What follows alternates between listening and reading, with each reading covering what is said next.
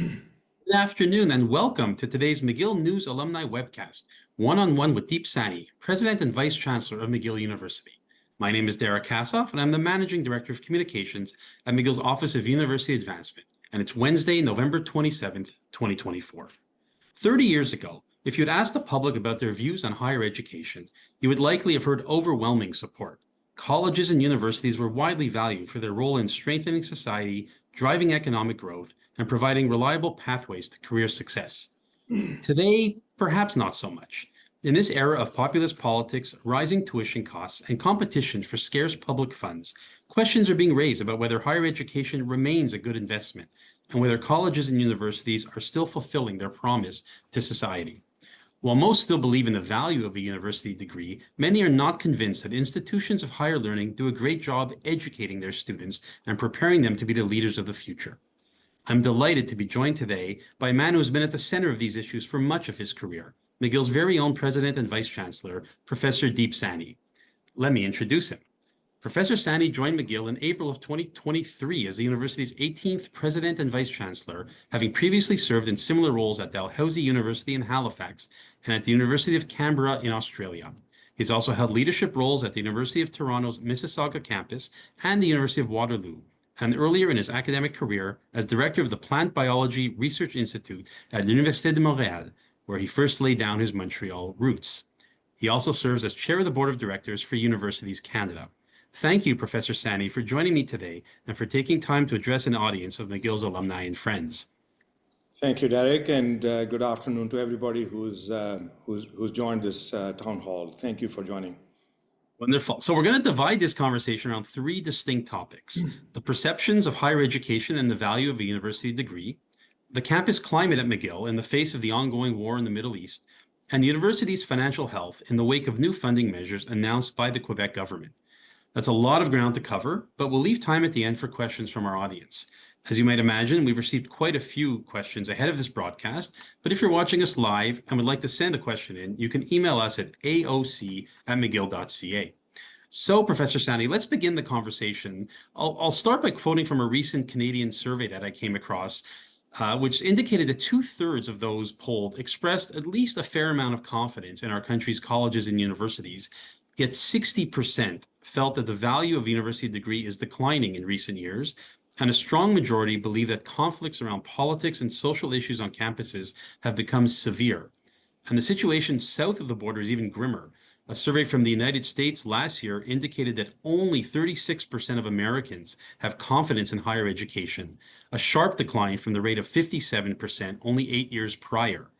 So, Professor Saini, what should we make of these numbers, and what do you think has led to this decline in public support for universities and colleges? Yeah, thank you, Derek. It's actually a good question to start with. So let me first go to the number that you first mentioned. 2/3 of Canadians still believe that in the value of universities, right?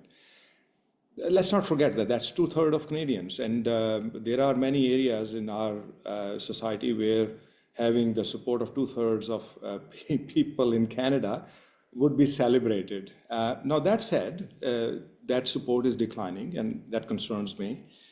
And there are, I believe, people would have different opinions about it, but let me express mine. There are, I believe, two sides to this. One is the issue of perception versus reality. So let me address that very briefly first. Over the period, as the support or public perception of universities has been on decline through these surveys, it's also a fact that the enrollment at universities has been going up consistently. McGill particularly, we look at McGill, and not only enrollment, our application numbers have been going up year on year, and enrollment remains very strong, and we continue to attract the best and the brightest students from not just across Canada, but also from around the world. We deliver on outcomes. So when I ask students what it is that they want from their degree, I get three top answers that I get in my not so scientific conversation with the students. Number one, they talk about experiential learning. Students want more and more experiential learning because that is connected with, in their minds, the real world and employability and so on. Second one, they want interdisciplinary education. And third, the third one that comes up is international experience or exposure of some kind, international exposure. Now, if you look at universities' performance on all those three counts, there's been a phenomenal evolution in universities in those three areas over the period since I was a student. For example, hardly anybody was even talking about experiential learning in those days when I was a student. And today, experiential learning is woven into university learning. Now, and I could go on and on. Look at the employment outcomes. McGill just ranked in this year's QS ranking of employability outcomes, 24th in the world. Over 85% of our students get employment, right after their graduation. These are outstanding numbers. So there is a perception issue, and then there is a reality issue, and I think we need to look at reality. The perception is often driven by the populist approaches of our society lately. I mean, there is a lot of conversation going on in the society that does not have proper roots in reality, and I think we are partly also impacted by that. So now then, let's come to some of the reality. If 60% of the people are saying that they have questions about the value of university degree, I think we have work to do. And we would be wrong if we don't pay attention to those numbers. And universities are paying attention to those numbers. I am, as you said, I chair the board of Universities Canada, and this is a matter of preoccupation for us. How do we address that? What are the factors that are leading to that? And those factors are being addressed, and we will continue to address them. Mm-hmm. So let's just stick on that question of the value or perceived value of a university degree, which, as we've just mentioned, a majority of Canadians agree is maybe still valuable, but certainly maybe less valuable than they had thought it had been in previous decades or generations. So how do universities like McGill ensure that the educational offerings evolve as workforce demands shift? And how can you reassure students and the general public that a university degree still holds value in today's job market? So first thing, universities are not in the business of training students for a particular job. I mean, I think that's just a wrong perception, and I have been very vocal about it. We are in the process, we are in the business of training people for a lifelong career, and that career is more mutable today than it has ever been in the past. My own degree, my first degree was in botany, and I can assure you that there's almost nothing that I do in this office today that I learned in my botany classes. Right? I did not learn how to run a university, but what I did learn was some of the basic skills that are critical for success in a long-term career. Things like critical thinking, problem solving, logical thinking, thinking about how to approach an issue and address it from multiple angles, and so on. I learned numeracy, I learned literacy, and all of those things have helped me. And my own career has mutated over time on the foundations laid in my university days in those attributes that I just spoke about. Now, we continue to do that very well, and we are focused on developing career-ready graduates, not graduates who are ready for a particular job. Our job is not to train a person to drive a truck or to weld or to run a shop or something like that. We are there for forming leaders of tomorrow, for forming successful entrepreneurs. That's what we teach well, and we will continue to do that. Now, in doing that, do we keep an eye on the market, what's evolving, what's happening out there? Of course we do, and our degrees do mutate over time. Mm-hmm. Well, that said, though, the plants on your windowsill behind you seem to be doing quite well. So I think the botany may have helped a little bit. So before we move on to the next section, I do want to just talk a little bit about the funding of the university sector. I know we're going to talk about it a bit later on within the specific context of the Quebec government, but I'm thinking sort of more broadly when you look at these public perceptions and the fact that the value of universities may be in some decline. I wonder, how do and how can university presidents such as yourself advocate effectively for increased funding amid these perceptions, particularly in a time when governments are struggling to support so many other areas, be it healthcare, public transit, infrastructure, and so many other demands? How do universities compete in that environment? Well, I mean, as president of a university, I have to be a living embodiment of the institution I lead all the time. And as a leader for Universities Canada, as the chair of the board of Universities Canada, I have to be an embodiment of the sector. And that carries responsibilities. That carries responsibilities in two ways. One is that making sure that we as a sector are focused on creating value, and value in terms of the list that I gave you earlier on. The second one is that as educational institutions, we have a role in educating the general public about the value of higher education. Now, you listed a number of sectors that are priorities for funding from the government. I cannot think of one of those sectors that is not dependent on higher education. So when we talk about healthcare, for example, let me just take one example. We will not have a healthcare sector in this country or anywhere without robust educational institutions and institutions of that are focused on research and innovation as well. So that is a responsibility we take very seriously. But do we tell the public in an effective way how the vaccine they received during the pandemic was connected to what happens at our universities, including McGill, particularly at McGill? If people are still asking questions after knowing, the reality that it was the development of new RNA vaccines that saved millions of lives, tens of millions of lives, I'll say, across the world, if they're still asking that question, that means we are not doing a good job of educating the general public, and we need to do that. And that is probably the future wave of our education that has to emerge from our universities. Okay, well, you've convinced me. That's a very good argument for sure.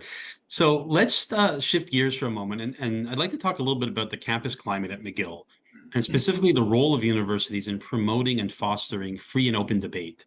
This, of course, comes against the backdrop of a tumultuous few months on many campuses in North America, triggered by the war in the Middle East and subsequent protests and encampments that some have suggested may have crossed the line into bullying and intimidation. Can you talk about some of the specific pressures that McGill is facing around these protests? And what has been your administration's approach as you balance issues of free speech and the right to protest against the need to create a secure and tolerant campus for students, faculty, and staff? So let me go to the last part of your question. Actually, I'd rather jump there because what McGill has been facing, along with many other universities across the continent, is a matter of public knowledge. So I probably, if people are connected to this town hall, I make the assumption that they are all aware of what has been going on on the university campuses. So let me go to the last one. Let's think about what is the core mission of a university. It is teaching, learning, research, and scholarship. That's at the core of a university's mission. Then layered on that is our duty towards the society that we serve. And among those duties is that we serve as a town hall for the society. What do I mean by that town hall? Universities are places where open dialogue and debate happens all the time, and particularly on difficult issues. In fact, I do not know of another place in our society where those debates happen and can happen and are in fact celebrated as they are on university campuses. So that's one side of the coin. That's the role of a university when it comes to a public discourse. The flip side of that is that discourse can happen only if there is an environment on the campus that is safe, that's inclusive, that is free of intimidation, that's free of harassment, that is free of violence or threats of violence, and so on. When the latter kind of environment begins to erode, we have a direct impact on our first part of the environment, which is the ability to engage in open dialogue and open debate, especially on difficult issues. And that is the fine line that universities have been straddling. And I know that there are people who would like us to take one side or the other, but we must make sure that we understand, all of us understand, that universities have that role in that space where we must ensure a safe environment in which people must safely engage in open dialogue. And that duality is sacrosanct, and we must preserve that. And that's where my focus has been. That's where the focus of my administration has been. And I believe that despite some of the criticism that comes from the extremes, that's where most universities, if not all universities in North America, have been focused. I'm just curious, why do you think that universities, and McGill in particular, have become such flashpoints on this particular issue? I mean, why not airports or bus stations? Why has it been universities? Well, I think that the answer to that lies in the first part of what I said, that we are places of free speech, right? And people know that.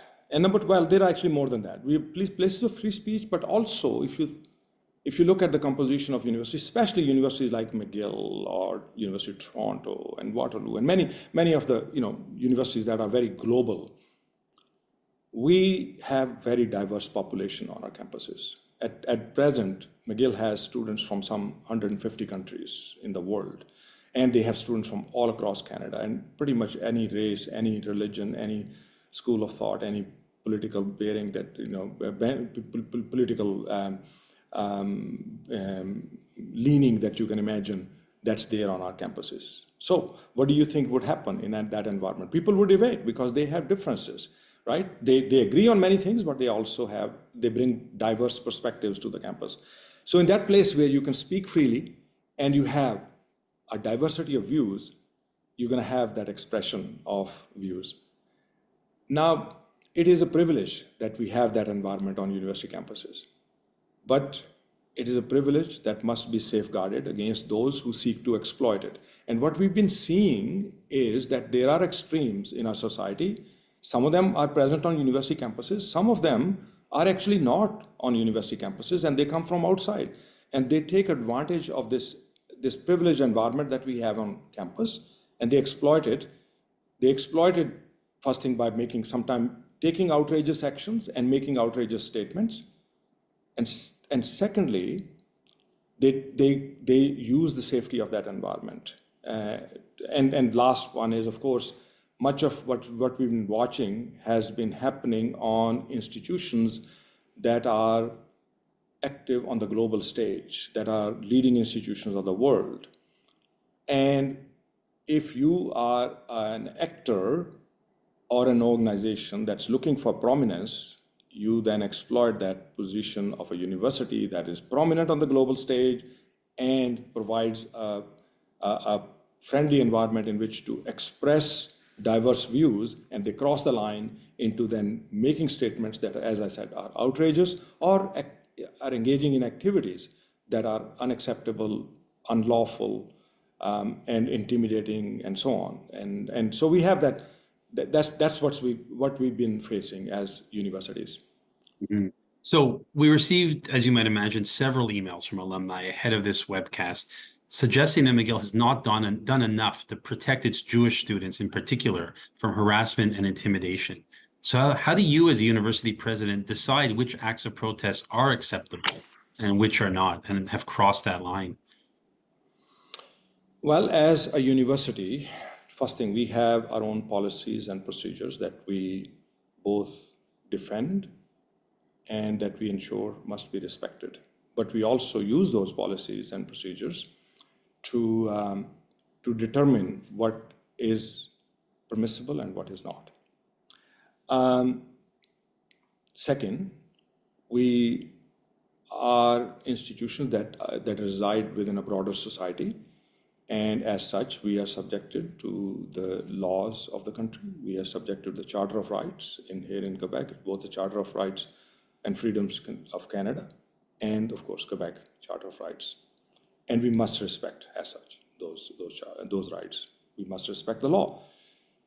Now, how do we determine what is acceptable and what's not? What would be permissible and what would not be? The activities that fall within the law, that fall within the policies of the university, that sometimes may even come across as offensive and confronting, but they do not breach the policies, they do not break the law, are allowed.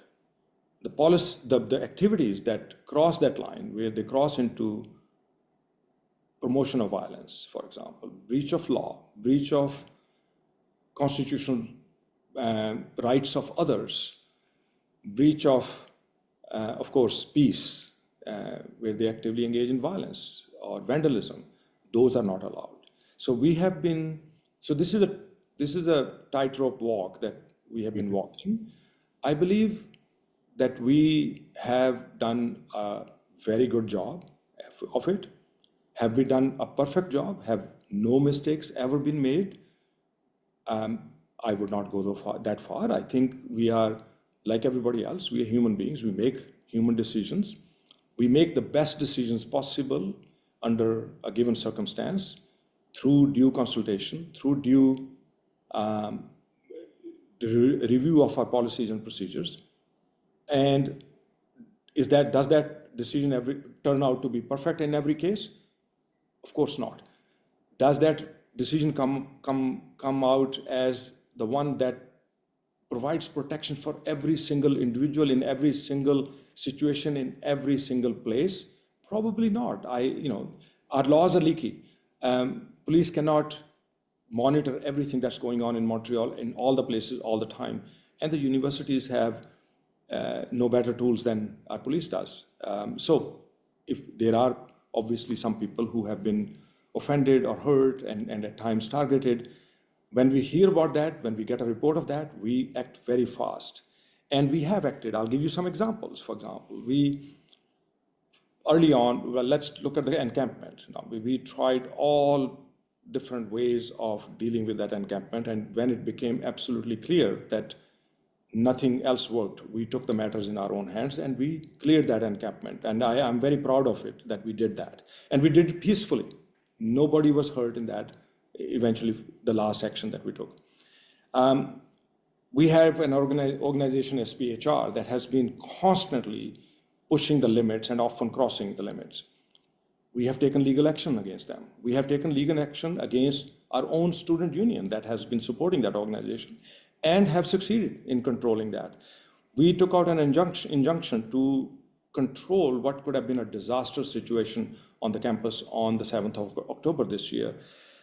We have put new resources in place. We are engaged in educational workshops for our faculty, for our administrators, and so on and so forth. We are doing policy reviews. We are learning constantly which policies have worked well and which policies need tightening, where we need to bridge the gaps in our policies. And that work is in progress. And I could go on. There's a lot going on the ground.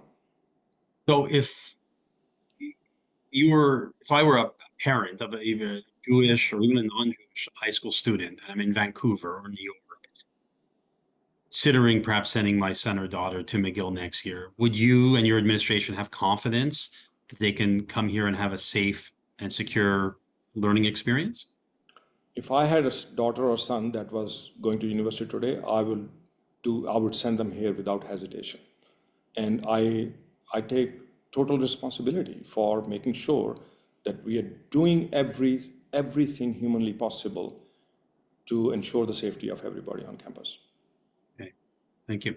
So I know that we were going to take some alumni questions towards the end of this webcast, but we have received quite a few, in fact, just since we've been on the air these last 20 minutes or so, specifically about a decision that the university took this week to cancel an event with a speaker who I believe was the son of Hamas founder, who has sort of I guess, turned against that movement and was scheduled, I guess, was invited to campus. And I think the news just went out this week that the university has decided to, I believe, move that event online. So like I said, we received several emails that have come in asking you specifically if you can comment on why the university decided not to go ahead with this event in its current form, its initial form. I'm very pleased that that question has come up. If it hadn't come up, I would say the people are not paying attention. So let me first correct a misconception here. The event was never canceled. We have not canceled any event so far on the campus. What we did was we have moved it online. And let me explain why. This is not a judgment on the integrity of that event in any way, shape, or form. This is not the first time also that we have moved an event online. When we decide to move an event online, it is done in the interest of the safety of people on the campus. In this case, what was scheduled for yesterday, we received credible evidence of serious risk of violence on campus. We have been working with police. Police was aware of it, and including death threats against the individual. And with 100 plus people present there in that event, if this was held, and in a building that has hundreds of other students present there taking classes, it's a huge, large building, a lot of activity going on. We felt, in consultation with all the security apparatuses that we have at our disposal, that it was wise for us to not take the chance and subject our members of McGill community and those who are present on McGill campus to the threat, to a serious threat of violence. So this was done in the interest of safety of our people, but it was done in a way that the event still goes on. It goes on online. And now, yes, there are some people, I've received some emails, they are saying that we're taking sides, that we succumbed to threats, we succumbed to intimidation, and we took sides. We did not take sides. We will not take sides. Maintaining institutional neutrality has been a hallmark of our approach to the entire crisis. What we have done instead is ensured safety of our people. Great. Well, thank you for We did responding. that in a previous case, at least very recently, in a case where the opposing side had a speaker where there was a similar threat of violence, and we took the same action. So we are not taking sides. Okay, well, thank you. So one final question on this topic, and then we'll move on to the next one. So many of the protesters that we have seen on campus and heard from have been pushing McGill to cut academic ties with Israeli institutions and divest the university's investment holdings from companies with ties to Israel. Some are claiming that you won't do so because you don't want to alienate Jewish donors. What do you say in response to that? I think that's preposterous for anybody to suggest that we would not do something because we are pandering to any group of donors. That is absolute, complete fallacy, and I would outright reject that notion.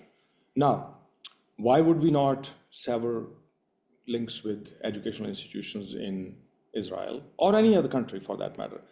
Now, that would be suggesting that educational institutions in Israel are complicit in whatever is happening in that region of the world. I think that too is a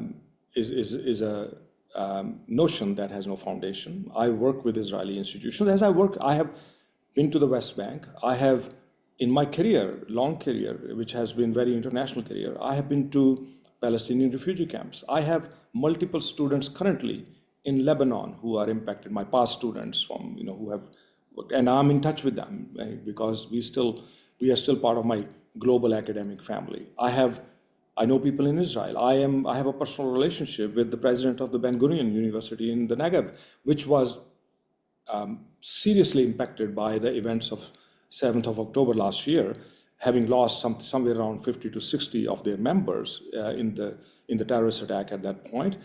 They have allowed demonstration on their campus because they have a large Palestinian population, large Bedouin population as well. So the point that I'm making is that the role of a university is to engage, is to bring people together, not to shut doors. We are door openers, not door shutters. We operate in almost every country in the world. We have alumni in over 185 countries in the world. And we have connections with about that, with institutions in that many countries.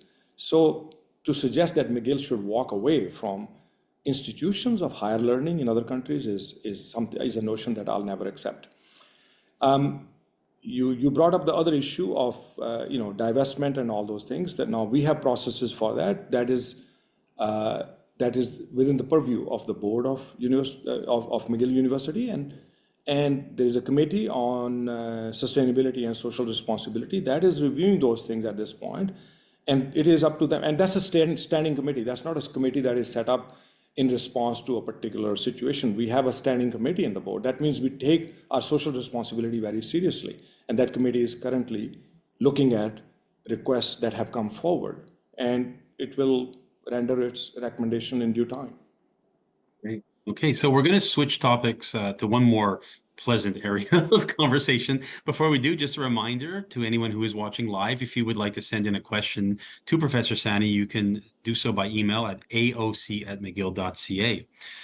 So another, I guess, topic that we received a lot of questions from alumni ahead of this webcast is about the relationship between McGill and the Quebec government right now, namely around tuition models and a drive by the government that some see as seemingly making it more difficult and more costly for out-of-town, out-of-province and international students to attend McGill, which is raising serious concerns about the university's financial health as well as the diversity of its student body.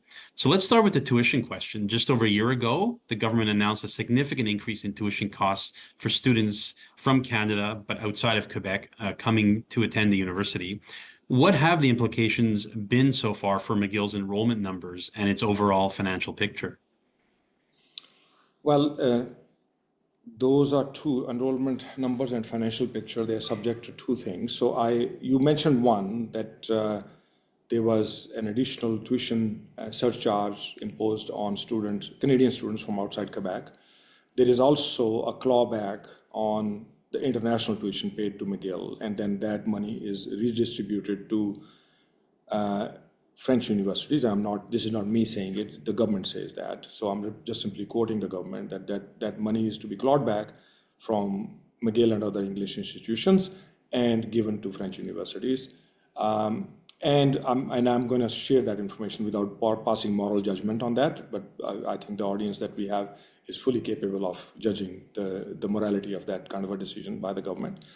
And there is the issue of also the institutions are required to ramp up teaching of French, which is something that McGill already does in a very robust way and is committed to doing more.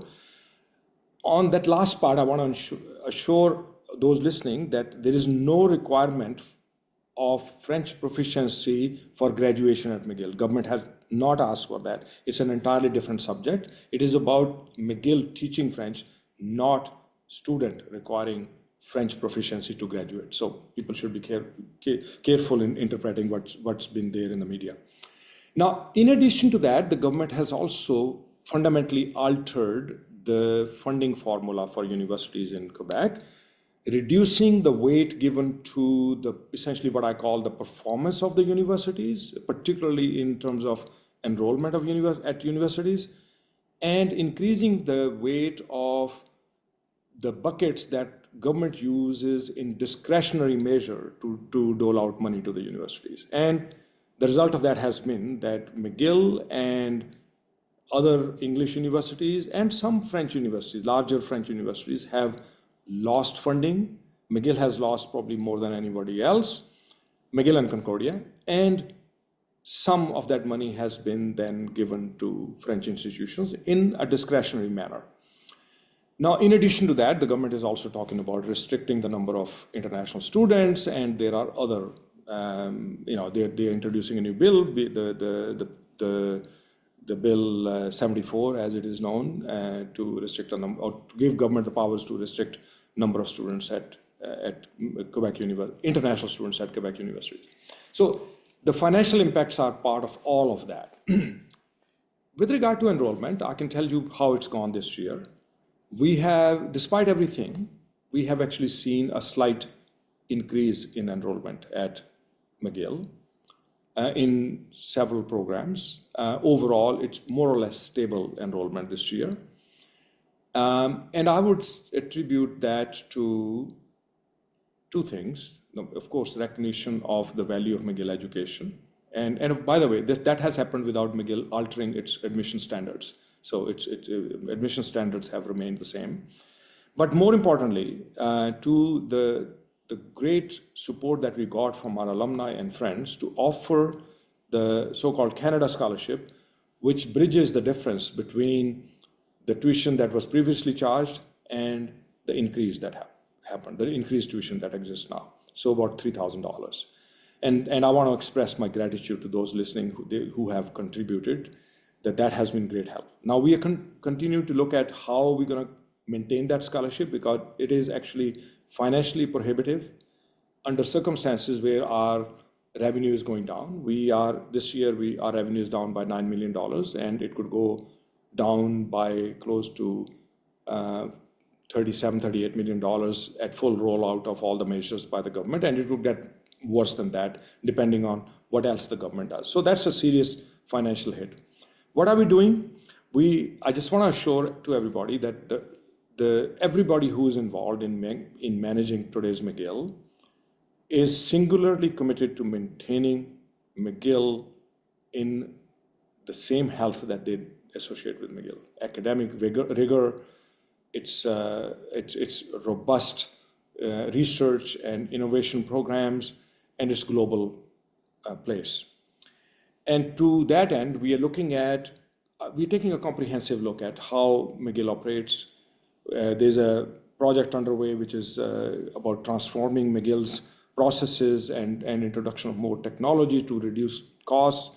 We're looking at how to diversify and enhance our revenue from non-traditional sources, including looking at global operations of McGill, how we use our connections around the world to continue to remain competitive on the global scale. The result of that is that 20th year in a row, McGill still has been ranked as #1 medical doctoral university in Canada by Maclean's. We still remain in the top 30 universities in the world in Maclean's ranking. We continue to be one of the most innovative universities in the world, and so on. So all of that is still true. McGill is in good shape. It's under threat, but it's not collapsing, and we will not allow it to collapse. Reassuring. Putting the financial piece aside, you did reference Bill 74, which is the government's proposal at this point, I guess, to consider perhaps caps on international students, not just at McGill, but across Quebec. I know recently you and your counterparts from 3 Francophone universities in Quebec went up to Quebec City to present a brief to legislators. So I'm curious, what was your message to the politicians, and what are your sort of bigger concerns besides the financial piece about what fewer international students at a university like McGill might result in, or how it might change the academic landscape here? Well, the diversity of students that universities like McGill, Université de Montréal, and Laval, and Sherbrooke, and outside Quebec, universities like Toronto, well, most leading universities in the country, that diversity is actually an enriching element of our universities, and it brings a great deal of enrichment to our society. I spoke about students' desire for international experience. Now, there are those students who get international experience by going abroad, and those who get international experience by immersion in this diverse environment and on our own campuses. With 100 students from 150 countries, McGill is a veritable mini United Nations. And that exposure you get to the diversity of views and perspectives from around the world, and approaches to solve problems, approaches for discussion in a classroom, you can't replicate that by just being a local university with fences around us. So that's one message that we took to the Quebec National Assembly, that diversity is important. We also presented to the government and those who were listening, others who were listening, the reality that the research and innovation ecosystem of Quebec and Canada is supported by the mobility of bright, talented, young minds as students and flow into our universities. And when they go out, some of them stay here, some of them go around the world and become ambassadors and connection makers for our institutions and for our province and country. That is an essential part of maintaining a knowledge-based competitive economy on a global stage. And that without that confluence of talent into Quebec and flow of it from in Quebec to outwards, and some of them staying here, and those international connections that are made, we would not be a competitive society. In fact, we would become backwaters of the world. And very interestingly, if you go back in history, only about 10 or 15 years ago, our current premier is on record for actually saying exactly that in very eloquent words. And it amazes me that he leads a government today that is actually talking about shutting doors.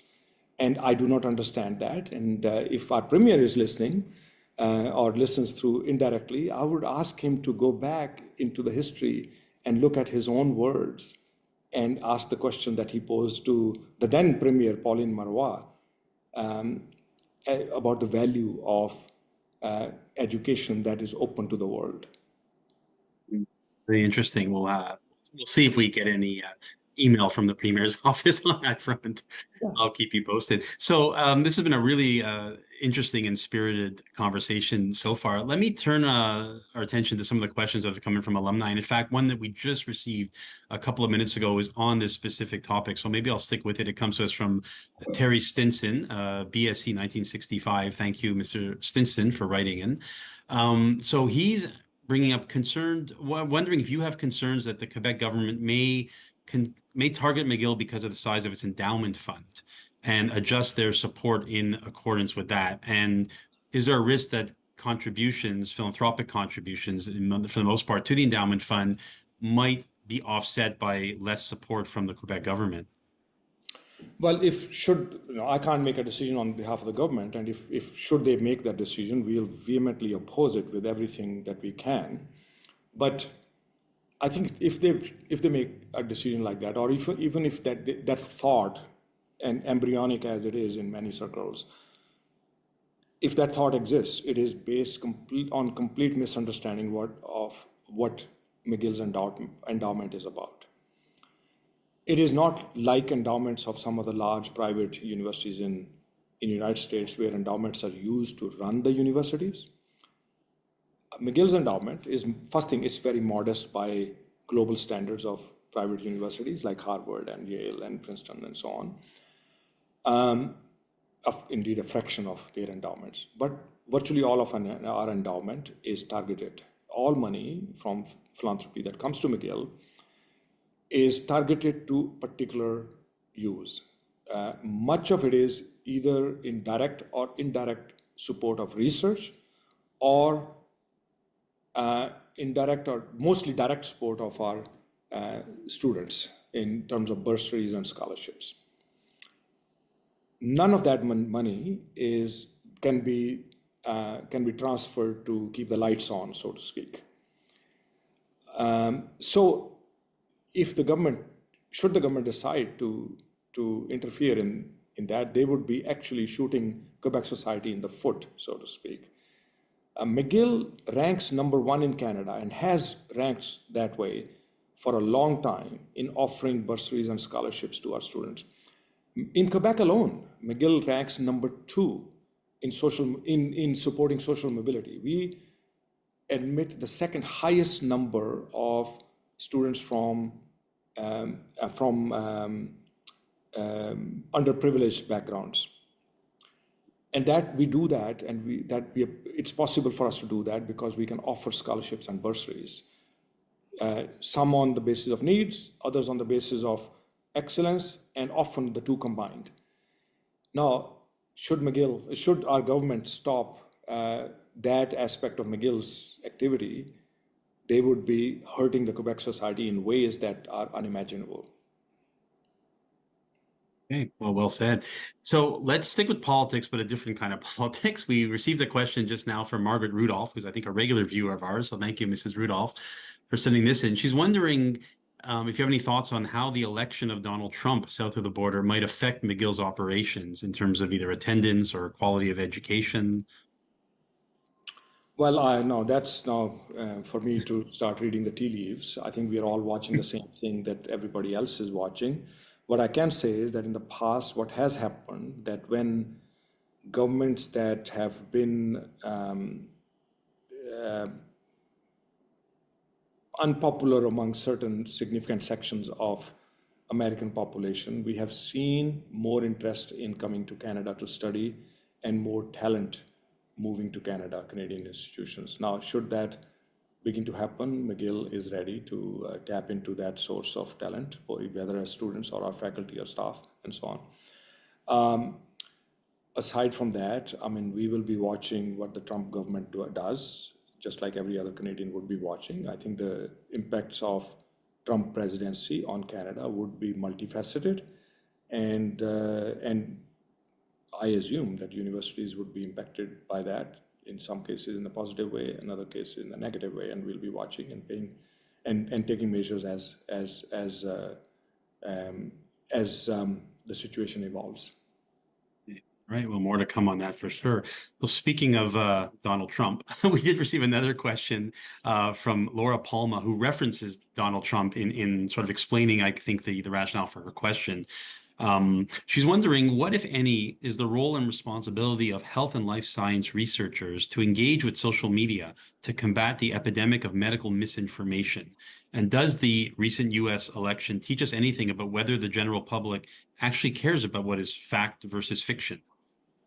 Well, that's $1 million question. The reason I reached backwards to my desk is that I'm presently reading this book.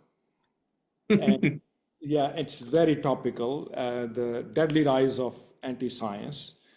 There is no doubt that there is a very serious rise of populism that has no time for evidence, no time for scientific inquiry and scientific views, and or scientific conclusions, I would say, and the people who base their judgment and often decisions on simply their personal opinions, whether they are grounded in anything or not. And when those people get into a situation of power and start implementing those opinions as policy, that's a very dangerous situation. And in that situation, universities and our academics in sciences, in humanities, in social sciences, everywhere, they have a responsibility to our society. It is a sacred responsibility because we are custodians of evidence in our society, and we have a responsibility to step forward and present that evidence. I believe that we must never stop advancing evidence, and we must never stop asking for it when people make decisions that are not based on evidence. And in that regard, McGill like, for example, McGill's Office of Science and Society is a robust office led by Joe Schwartz, a distinguished professor in chemistry. And it holds many events. And we have other areas where we do the same thing. We have prizes for people who engage in public discourse and promotion of science and promotion of evidence. So, it would be my call to any faculty that is listening, that let's band together, and at this time, particularly when truth is under so much attack, to be the bearers of truth. Okay.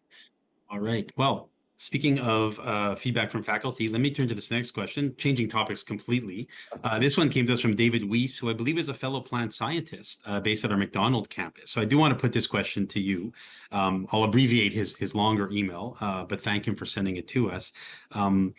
So he's curious about your thoughts on the McDonald campus. He says, many feel as if McGill's central administration doesn't understand our campus. Do you see a bright future for McDonald campus, or has it become the campus that McGill forgot? I'm saddened by the fact that there is even one person at McGill who thinks that McDonald campus has been ignored. What was the word you used? Forgotten. Yeah, that pains me to hear that. It pains me because in addition to being the president of McGill and being part of what Dr. Weiss has called central administration, I'm also a professor at McDonald College, at the McDonald campus. And as such, and I believe I am the first principal or president of McGill who is actually from the Faculty of Agriculture. So I take that responsibility very seriously. Has McDonald campus been forgotten? My short answer to that is no, of course not. Have we been able to do everything for McDonald campus that we want to do? No. Have we been able to do everything for the downtown campus that we want to do? The answer is no, still, because we have been living in a very resource-constrained environment for quite some time, where difficult choices have to be constantly made. But at the same time, when those difficult choices are made, there are investments going on, and those investments have included McDonald campus. Is that sufficient? No, it's not. Do we need to do more? Yes. And we are exploring all avenues to make sure that our McDonald campus, which is one of the flagship areas of McGill, there are only 2 faculties of agriculture in Quebec, and we are one of the 9 leading agricultural institutions in the country, and one of the leading ones in the world. So it is very important that we maintain the health of that campus.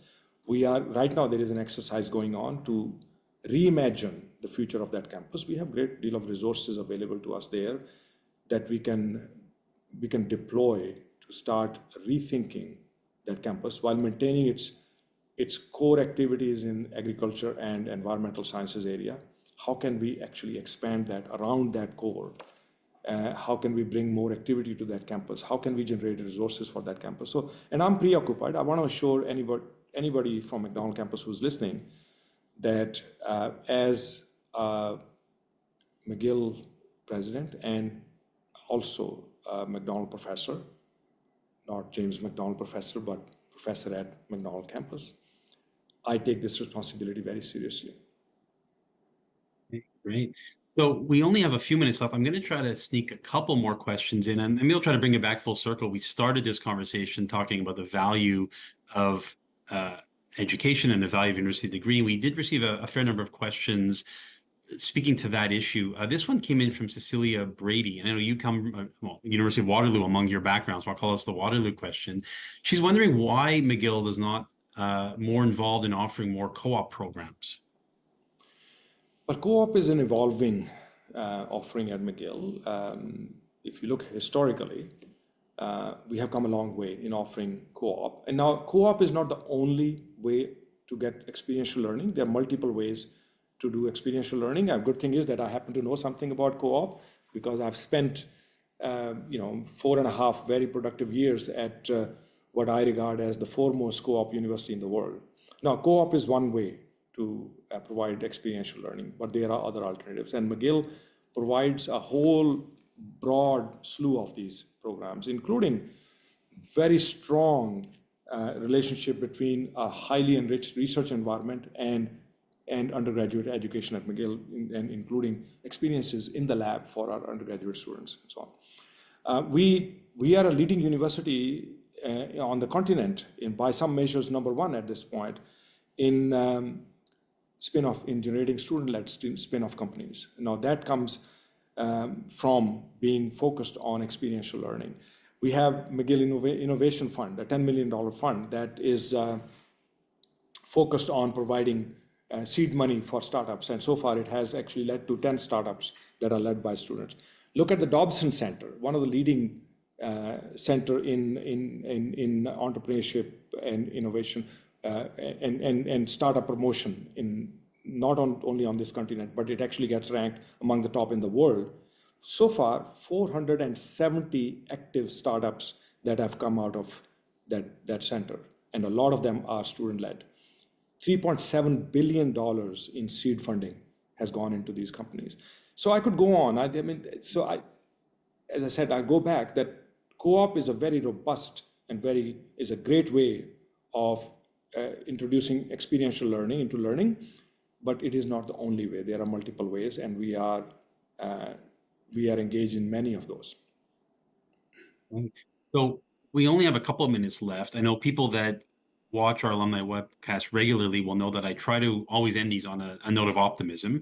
And I feel like we spent, the last 55 minutes for the most part, talking about very serious issues of concern for the university and some of the big challenges. So maybe before we sign off, I'll ask you, Professor Saini, if you want to maybe talk about any of the accomplishments that you're most proud of since you arrived at McGill in April of 2023, or maybe some of the great achievements taking place at the university right now that maybe are getting lost amid some of these other headlines. Well, thank you for that opportunity. I think that, good to always end with something positive. So let me start by first saying that McGill is not a static institution, nor should it be. McGill has been in constant evolution for 200 years and is still evolving. And so changes in external environment are a normal part of that evolution, and often sometimes we anticipate those changes and we evolve. At other times, we evolve in response to the changes that are happening in the environment. And so I don't think anybody who's connected with McGill should despair in any way that McGill is changing. McGill is changing, but it remains strong. I mentioned 20 years in a row, Canada's top medical doctoral university, top 30 university in QS rankings, and many subjects are in top 10 in the world. In entrepreneurship, top 20 in the world ranked recently by the Ignition School rankings. We have just created a new center for early childhood development in the Faculty of Education, a sorely needed area in the university. Last year, we received the largest ever research grant of $165 million given to McGill to engage in development of mRNA-based therapies and vaccines. And with the total industrial investment in that, it goes above 350 million. So we are among the world leaders in that area.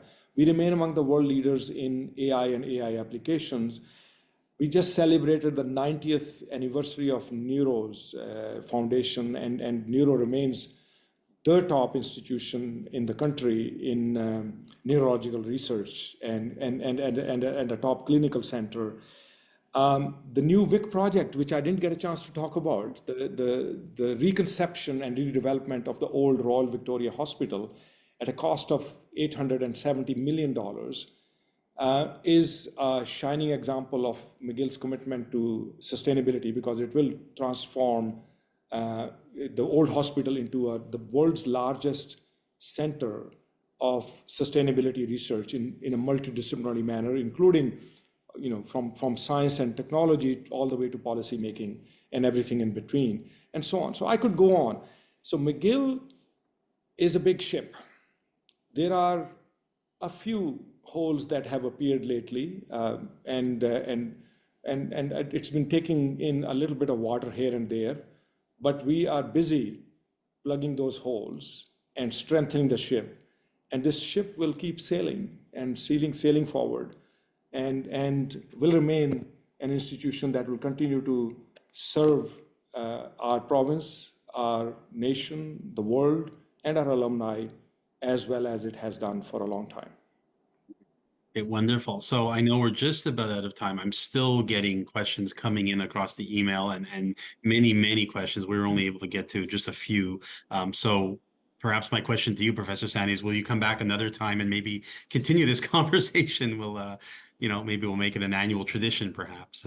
Well, one of the most joyful things that I've experienced in the last year and a half is getting to know McGillians. And I've been traveling, I've been meeting them on campus, and I've been meeting them online. And there's nothing that will give me more pleasure than connecting with them. Well, that's wonderful. So before we wrap up this conversation, just to remind viewers that this video will be available at this very same link soon after our recording ends. So feel free to share with others who may not have been able to tune in live. I would, of course, like to extend my deep gratitude to our special guest today, McGill President and Vice-Chancellor Deep Saini, for joining me today for such a frank and honest conversation on some very difficult topics and challenges. And like I said, we'd love to have you back again in a few months for some updates on some of these issues.